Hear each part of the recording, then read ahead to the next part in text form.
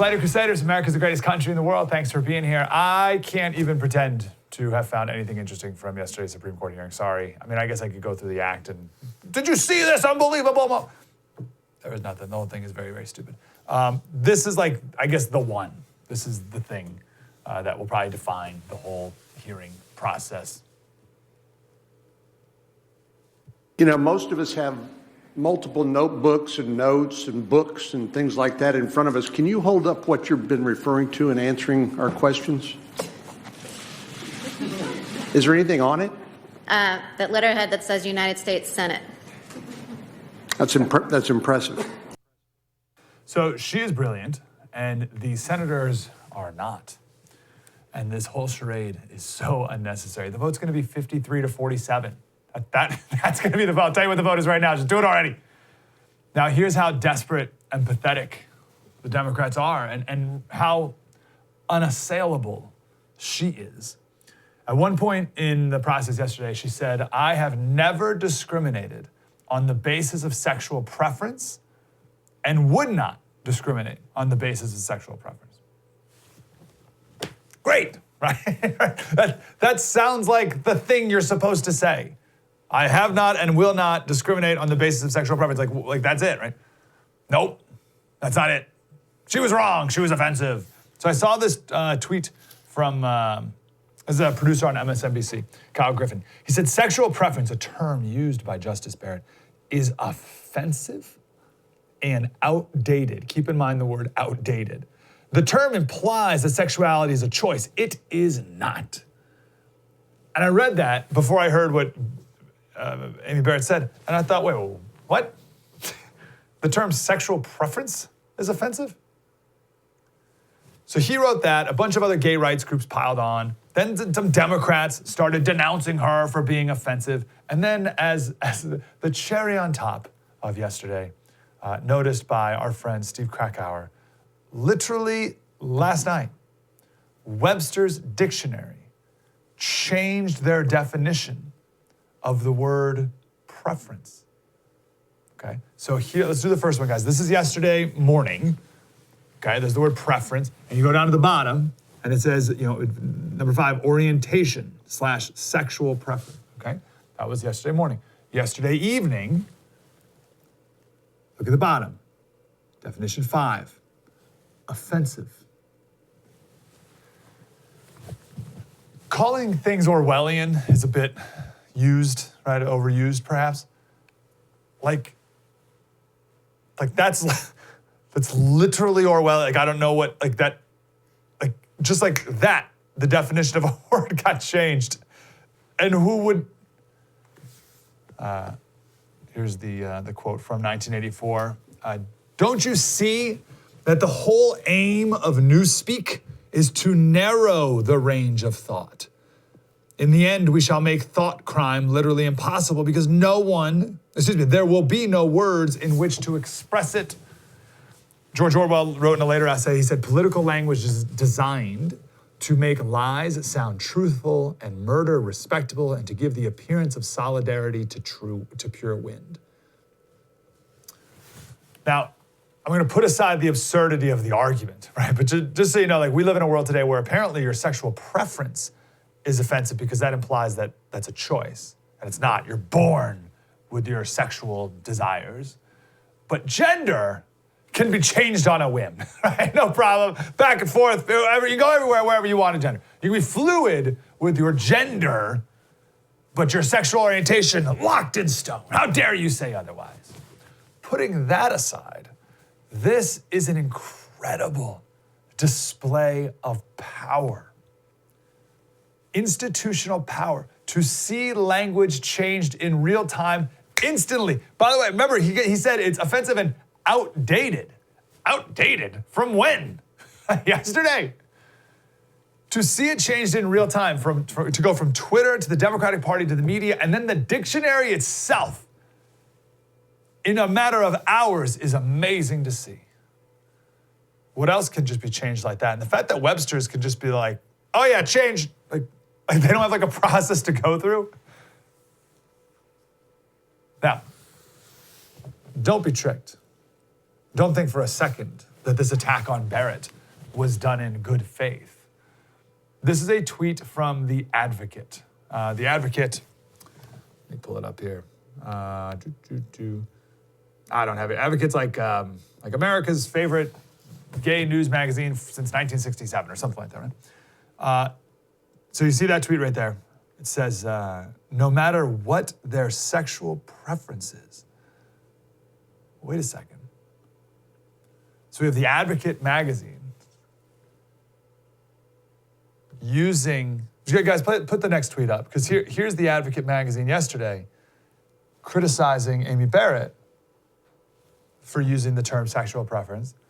But now if you guys go back, here's The Advocate using the term sexual preference. But here's the thing, to be fair, I want to be fair here. The tweet you're looking at right there, that was 19 days ago. A lot has changed in 19 days. And now it's very outdated. That term sexual preference is very September. Barely. Like September 25th. Right? It's very end of September. And if you use it now, you can't even be a Supreme Court justice.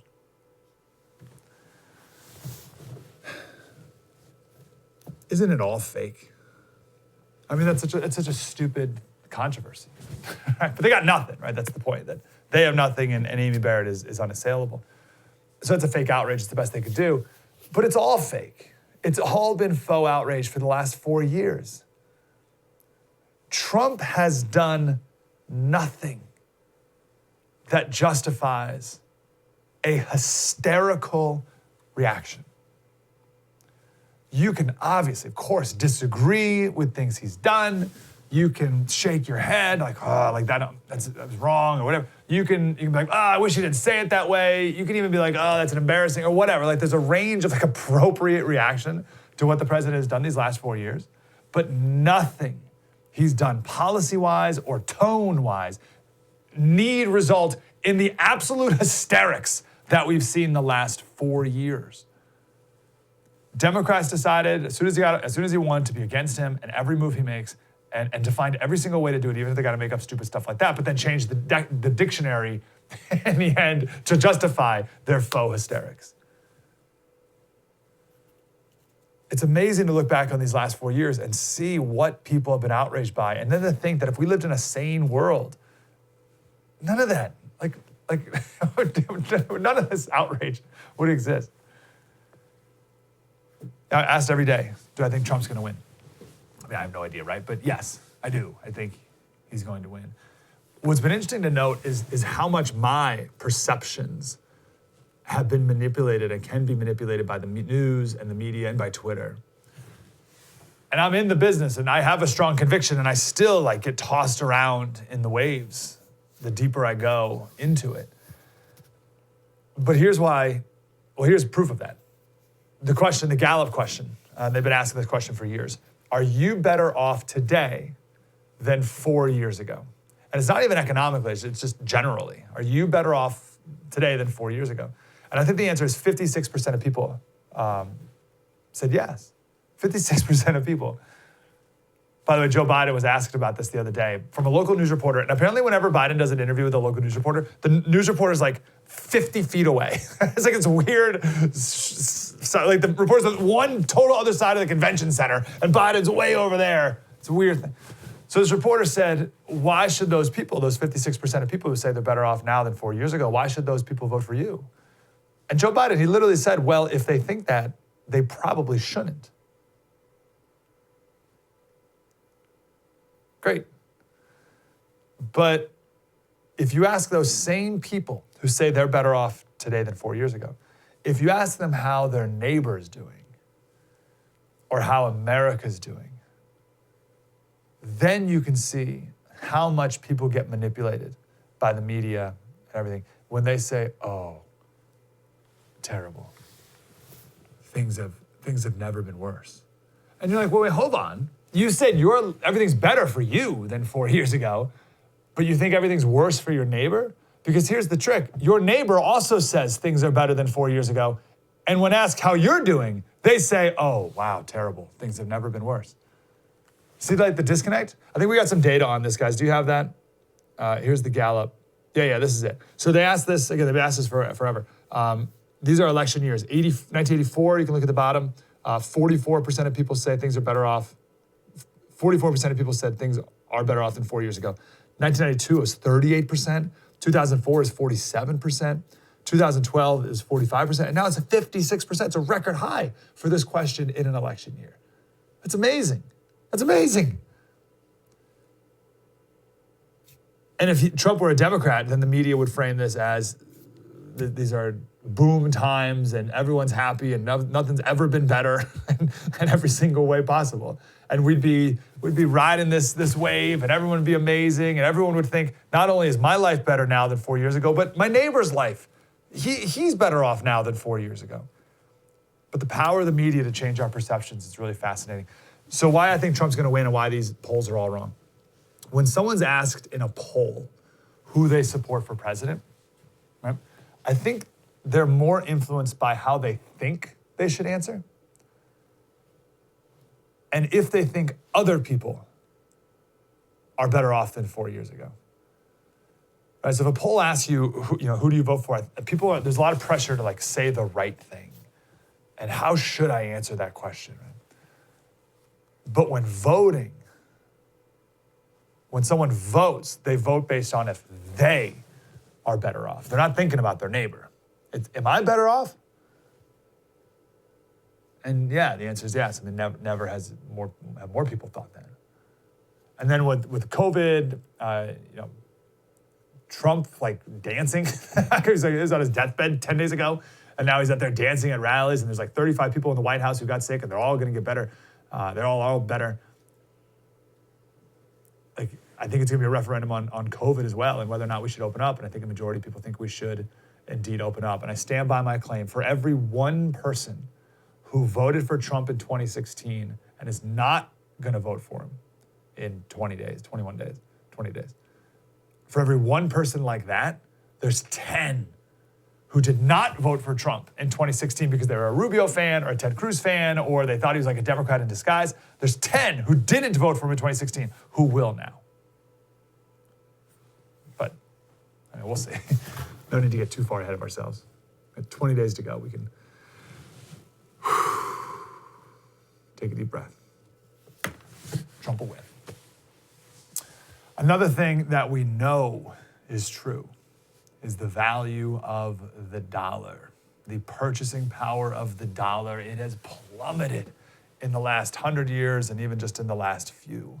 And now we're talking multiple $1 trillion stimulus package. And where do you think that money's coming from? We can't just do this forever. Our debt is getting bigger and bigger, and we can't do this. It's impossible for the system to stand the way we're going. We have this very arrogant view today of the dollar being the world's currency, and it will be that way forever. I guarantee you the Greeks thought the drachma would be the reserve currency forever, and the Romans thought the denarii, and the Venetians thought the ducato, and the Florentines thought the florin, and the Dutch guilder, and the franc, and the pound, and now we think the dollar will be king forever. It won't. Certainly not the rate we're going. Things move fast, as we just showed with that term sexual preference. But throughout all of that and throughout all of history, gold, always everywhere. Hedge against inflation, hedge against the dollar, diversify. Patriot Gold Group, #1 gold IRA dealer in the United States, according to Consumer Affair. They have their no fees for life IRA, and then also having gold and silver in your hand right now, before it all hits the fan, which it will. Patriot Gold Group, these are my guys. No commissions or fees when you sell, which is awesome too. America's highest rated precious investment firm by Consumer Affairs. It's pretty amazing. 1-800-798-4260. You got the number right there, but for those listening, 1-800-798-4260. Give them a quick call. Ask any questions you have. They're wonderful people. 20 days until the election. Get that gold in your hands ASAP. 1-800-798-4260. Patriot Gold Group. Spread the word.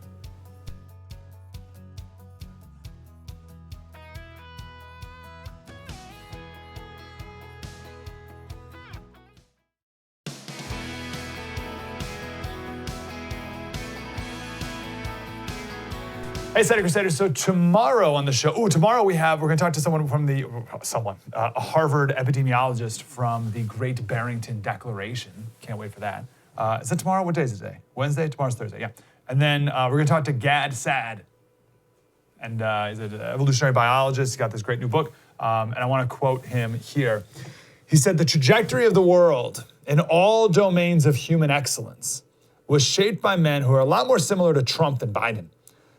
That does not mean that I have photos of Trump in my bedroom as foreplay." Ooh, geez, Gad. But it does mean that bold, aggressive, irreverent. I like the word irreverent. I always got to kind of look it up. It's like mocking of authority or something.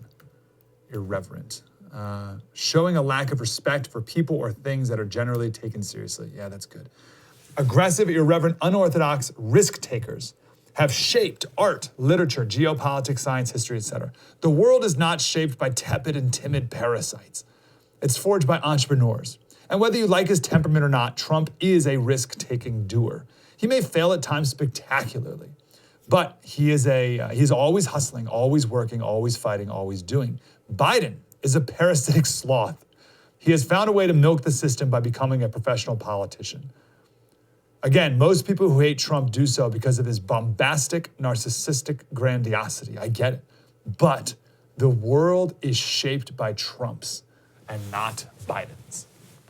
I think that is 100% true. And I'll give you an example of that. There's four policy reasons why I'm voting for Donald Trump. First, the judges that he's nominated. And there may be, if he gets another 4 years, there may be one more Supreme Court judge. But even the lower court judges too. It's worth taking a minute to reflect that Donald Trump has nominated 3 rock-solid originalist judges. That is an amazing thing. That's the first. Second, he hasn't started any new wars. When's the last president that hasn't started a new war? That's phenomenal. Third, the tariffs are a tricky thing that we could definitely talk about, but I agree generally with his adversarial view towards China. And there's a lot of different ways that he does that with more than just rhetoric. Did we talk on the TV show? I don't know. I think we did on the radio show. I don't think we did TV. The speech that Mike Pompeo gave at the Wisconsin State House about how China's trying to influence, no, we did do that here, how China's trying to influence state politics, right? So that's super important, the role that, the adversarial view towards China. That's 3. And then, of course, taxes. Any lowering of taxes is a good thing always. But the example that relates most to what Gad Saad just talked about there is the 5th reason that I'm voting for him, and that's his approach towards the Middle East. Donald Trump's approach to the Middle East is the exact opposite of Barack Obama's and John Kerry's when he was Secretary of State, and therefore, of course, Biden. Very simply here, and it is a very simple thing to grasp here, the progressive view has been that we need to get peace between the Israelites and the Palestinians first, then we can start to set up peace deals between Israel and all the other countries in the Arab world. Okay, that's been the perspective. Here's John Kerry in 2016 talking about how, obviously, this is the only approach that will work. Here he is. There will be no separate peace between Israel and the Arab world. I want to make that very clear to all of you. I've heard several prominent politicians in Israel sometimes saying, well, the Arab world's in a different place now. We just have to reach out to them and we can work some things with the Arab world and we'll deal with the Palestinians. No, no, no, and no. I can tell you that, reaffirmed even in the last week as I have talked to leaders of the Arab community. There will be no advance and separate peace with the Arab world without the Palestinian process and Palestinian peace. Everybody needs to understand that. That is a hard reality. Isn't that amazing how emphatic he was? No, no, no, no, no. Hard reality. Everyone needs to understand. There's no way it could be done this way. How emphatic he was there, and he was wrong. Because Trump and Kushner took the exact polar opposite approach, where we're going to first get peace between Israel and some Arab countries. UAE and Bahrain the other day.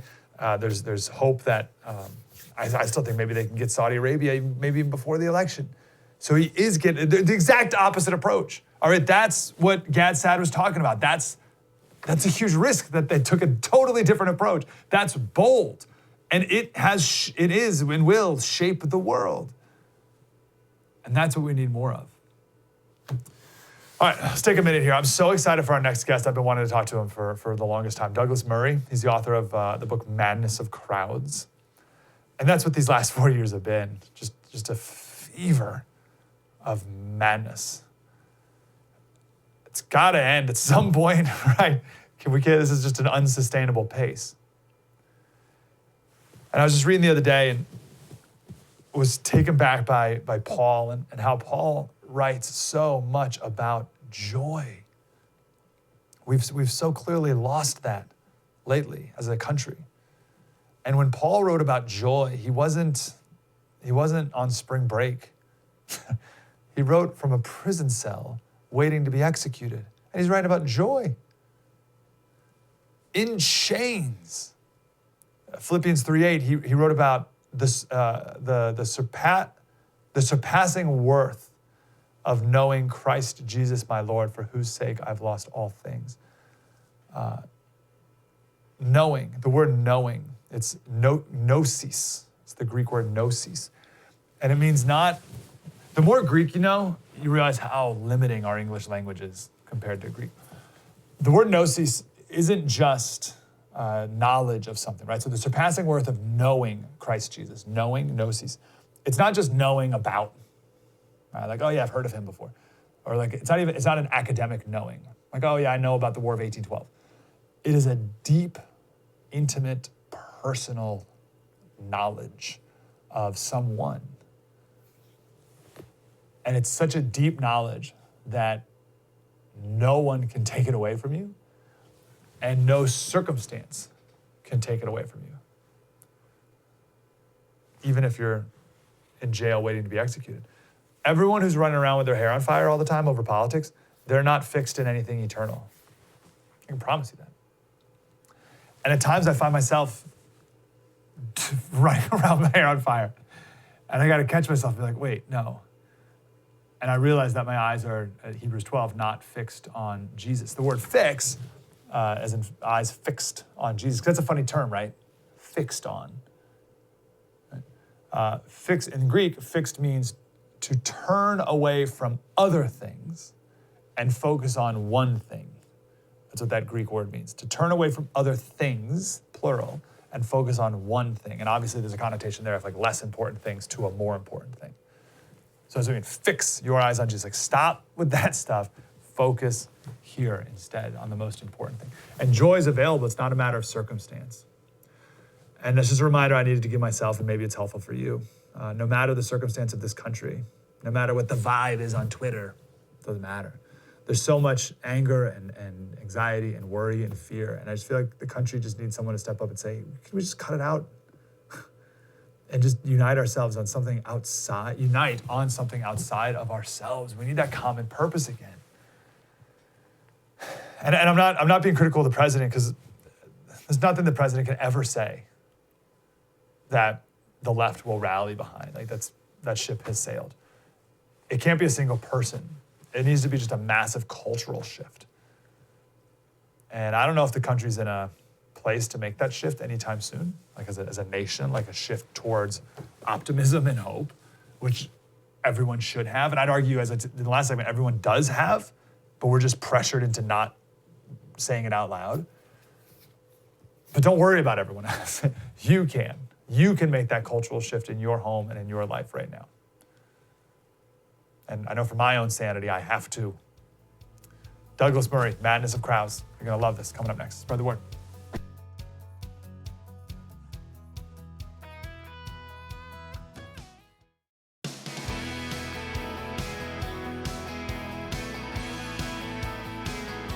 Hey, Slater Crusaders, what an honor to talk to our next guest. I've been wanting to talk to him for so long. His latest book is The Madness of Crowds, Gender, Race, and Identity. And he's a writer at The Spectator and The National Review and all other good places. Douglas Murray is here. Mr. Murray, how are you, sir? Very good. Good to be with you. Really good to talk to you. I had a ton of questions. So first, where it seems like everyone has just completely lost their minds, I do get a little bit of peace knowing that people have always lost their minds, right? There's always been a madness of crowds. But do you see anything that's unique or different or worse with what's happening today?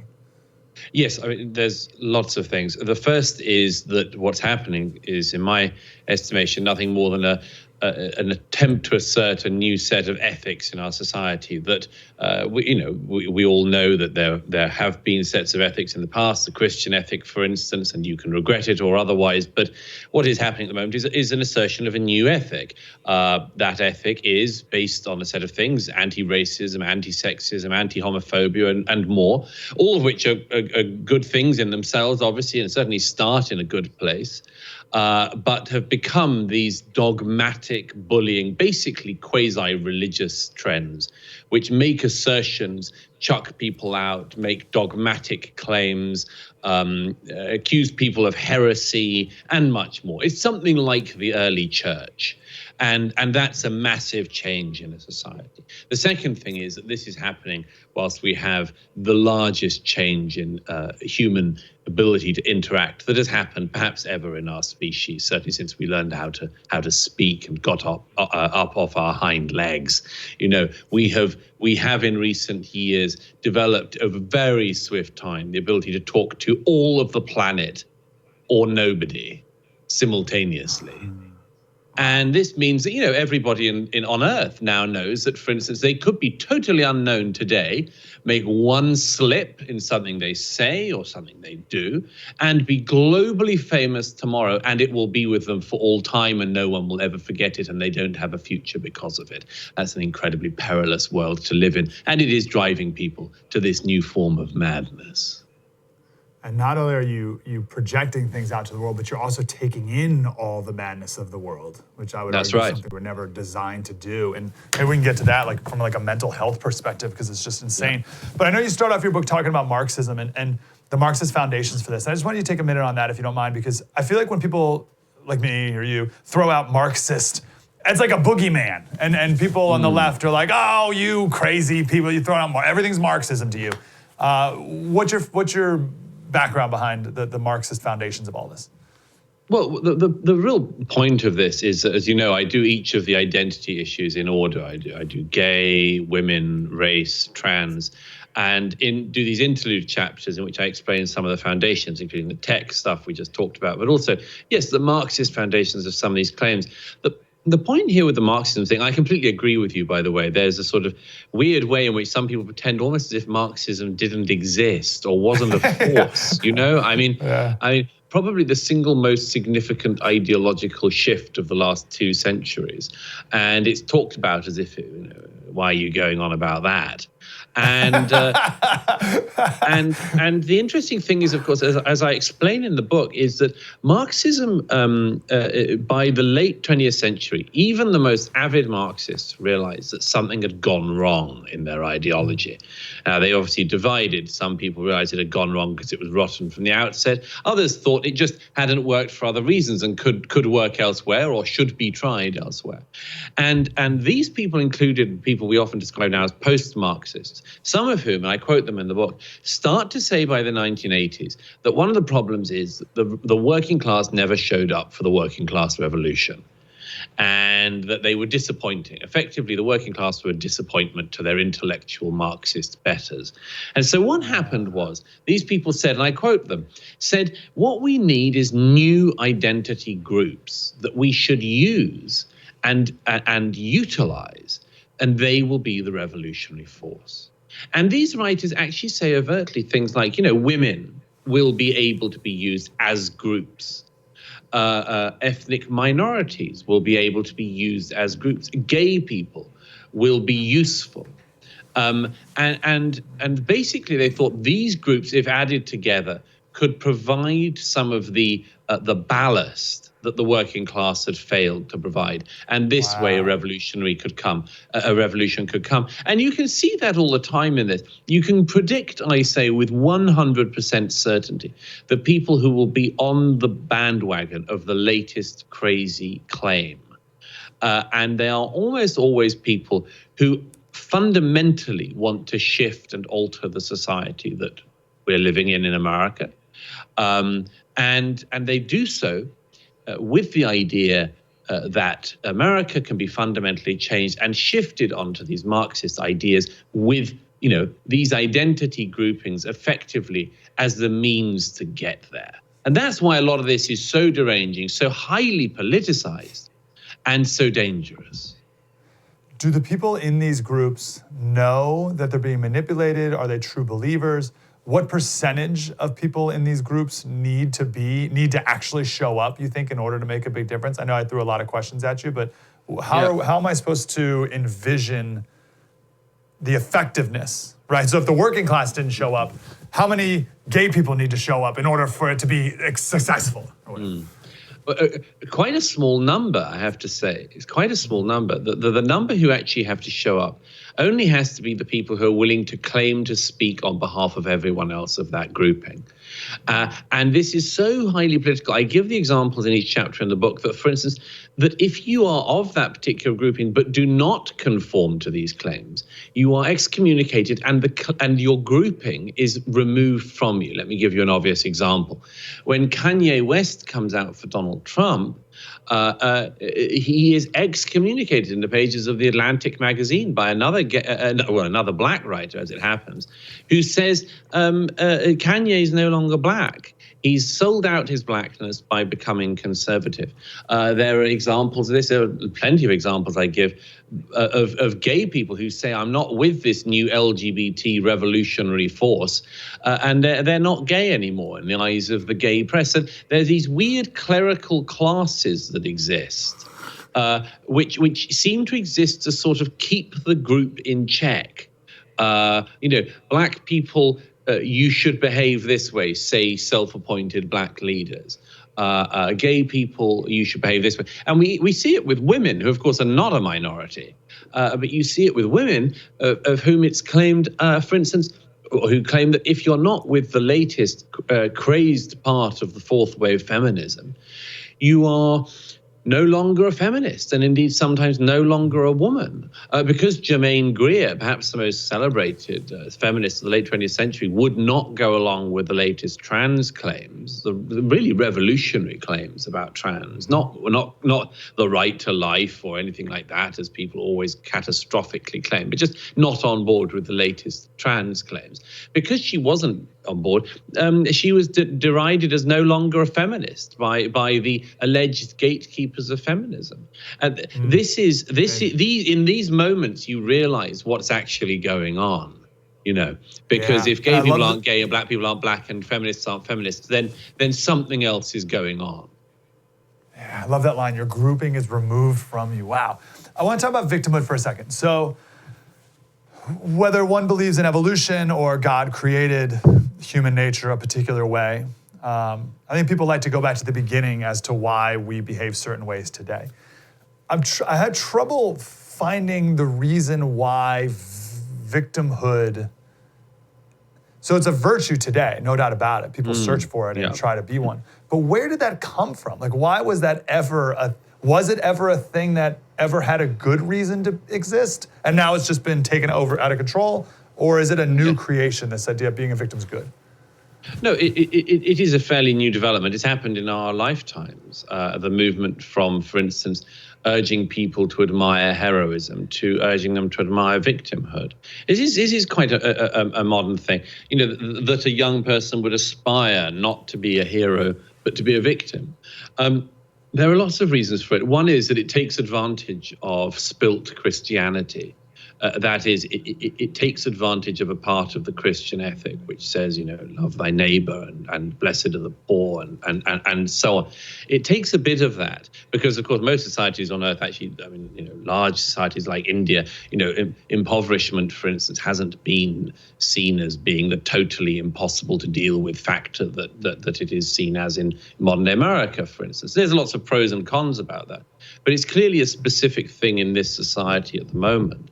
And the more significant move that happened was that anybody who could claim to be a victim could be utilized by political forces for other purposes. So, for instance, anyone who claims that the society that we're in America is a patriarchal, unequal, cis heteronormative, homophobic, transphobic, racist society will find a group of people who also don't like or who just don't like America, for instance, saying, we will give a megaphone to your claims. We will use your claims and use them to antagonize other people, and we'll use them to show the fundamental injustice of America or the developed West, capitalism, a range of things that can be done at that point.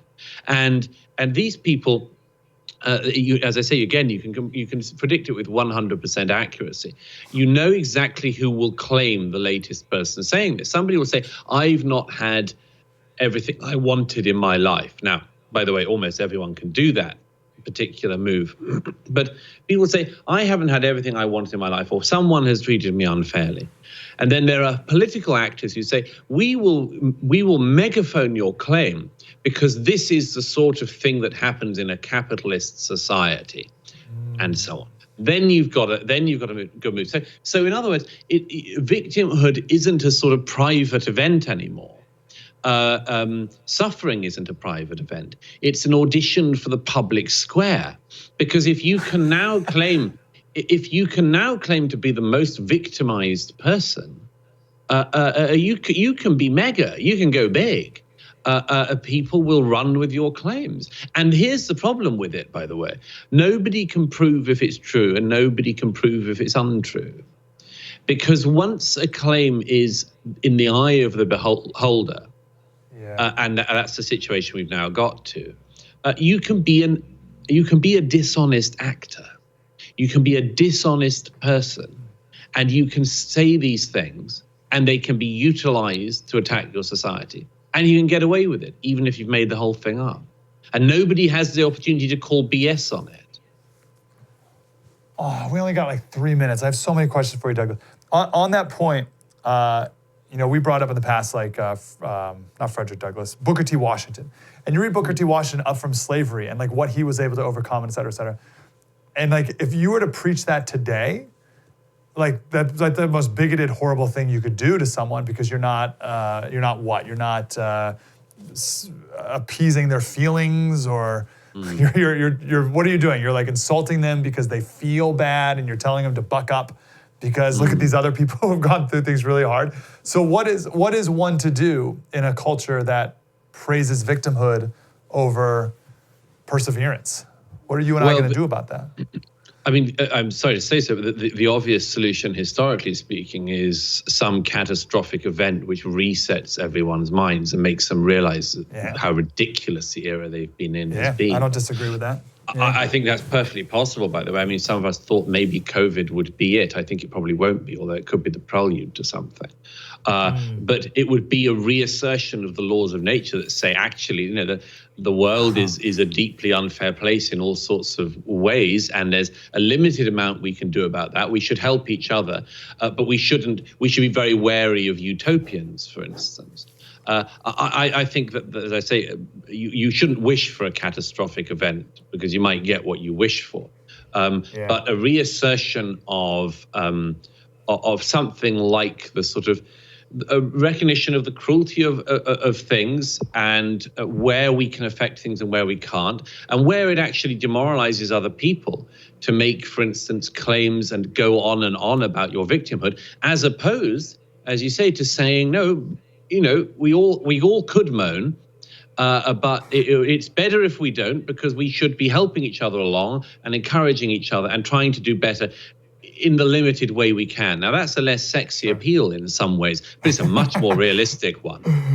1 minute here. A week or so ago, I just got so sucked into Twitter. I was going crazy. How do you personally, I don't even know, I don't want to put this in your mouth, but like compartmentalize or like think through this or work through this to stay sane yourself, as things are only going to get worse before that reassertion, as you spoke of, comes? Yeah. My own advice is that people, for instance, particularly disengage from social media. You've got to realize that social media is you working for free to correct other people's behavior to make a company in Silicon Valley rich. Don't do it if you can help it. I personally use a platform like Twitter as a promotional tool. Basically, I say, this is what I'm doing, this is where you can find me, but I don't think it's healthy for anyone to engage in rows with their loved ones, let alone with complete strangers. I think people need to be encouraged to nurture and develop their life off social media. You know, we have this devastating problem for young people of pretending to be living lives. It's not a good life. The best thing is not to pretend to be living a life and then post that on social media, but work on the real life you're in. And occasionally that might glance against the unreality of social media. If so, do something about it. But don't become this wrong way round person. You know, work on the real life you live. Nurture your real relationships, and don't get sucked into the void, because the void wants you to be there. Douglas Murray, I've been looking forward to talk to you as soon as your book came out, and you certainly did not disappoint. I hope we can do it again, sir. The Madness of Crowds, Gender, Race, and Identity. Would you go buy it right now? It's like half off. So just get it on the Amazon. The Madness of Crowds, Gender, Race, and Identity. Mr. Murray, thank you, sir. It's a great pleasure. Thank you. Superb, superb. True story. Mike Slater, spread the word.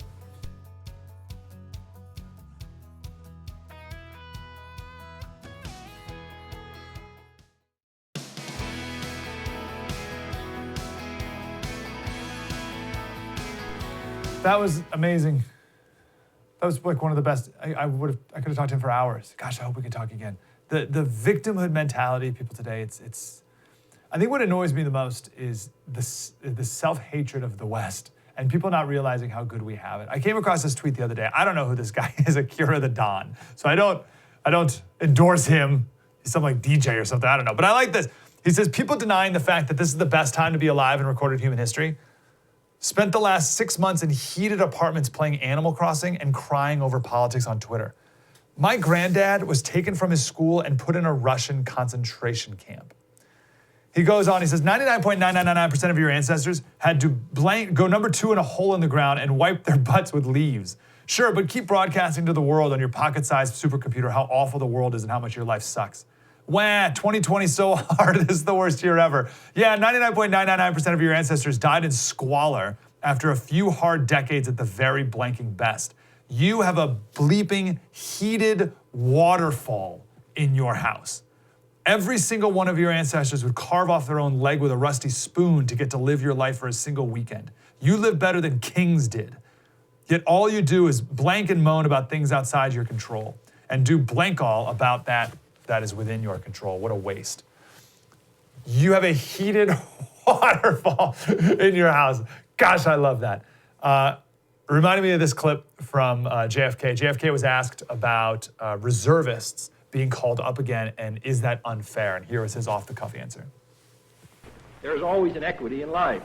Some men are killed in a war, and some men are wounded, and some men never leave the country, and some men are stationed in the Antarctic, and some are stationed in San Francisco. It's very hard in military or in personal life to assure complete equality. Life is unfair. Notice he said it's very hard in military or personal life to assure complete equality. Life is unfair. How much just like acrimony and bitterness could be eliminated if we would embrace that mantra again, right? Because we've all heard it, life's not fair. But we don't, I don't know, think it's true or something. We don't want to believe it. Rob Henderson had a great line the other day. He said, we resent the people who get paid more and work less than we do, right? So visualize that. So we resent the people who get paid more and work less than we do, but we almost never notice the people who are paid less and work more than we do. We're all victims. And I'd argue we're victims of our own prosperity. Whoever said life is fair? And when do we stop telling our kids that life is not fair? Well, it's not fair, get over it. And whether you're a Christian or not, it doesn't matter, but the archetype man, like the perfect man, the model man in Western society has been a guy who was unfairly nailed to a cross and tortured until he died This is a guy whose enemies chose to free the traitorous murderer Barabbas over Jesus, right? The crowd, like Pilate's like, hey, you can, you can free one person. You can free Jesus or Barabbas. And people are like, free Barabbas. Right? Kill Jesus, free Barabbas. And Jesus is like, what? It's not fair what happened there. Life's not fair. So what are you going to do about it? Jordan Peterson said, you pick up your blank suffering and you bear it. And you try to be a good person so you don't make it worse. Everyone's got an infinite number of reasons to be resentful. But go ahead and act on it. See what happens. You'll make everything that you're complaining about infinitely worse. So just accept that life is suffering. And be grateful for the heated waterfall in your house. Ecclesiastes 9, just so you know that there's nothing new under the sun. I also saw other things in life that were not fair. The fastest runner did not always win the race. The strongest soldier did not always win the battle. Wise people don't always get the food. Smart people don't always get the wealth. Educated people don't always get the praise they deserve. When the time comes, bad things can happen to anyone. It's thousands of years ago. But everyone today wants to complain, oh, it's capitalism. Life's unfair because of capitalism. Life's unfair because of Christopher Columbus. Life's unfair because of Trump. Life's unfair, whatever, right? You can come up with anything. No, it's just, life's unfair. So what do? Hebrews 6, God is not unjust. Okay, so God is, right? God's not unjust. So know that first. And he will not forget your work and the love that you have shown him as you've helped his people and continue to help them. So the solution is to get out of your head and go help someone else. Get your own life in order and then go help someone else. And be grateful throughout it all. You have a heated waterfall in your home. Probably a few of them. Walt Disney, for over a year, took baths, like in the sink, of the local train station once a week. Okay, Walt Disney, so poor, trying to hustle and make it, he could only take a bath once a week at the local train station sink. And I have a heated waterfall. And even then, I have this tankless water heater, and I'm like, oh, hurry up. It takes like 30 seconds to get warm. How about some gratitude? Victimhood is a choice. Choose wisely. True story. Mike Slater. See you tomorrow. Spread the word.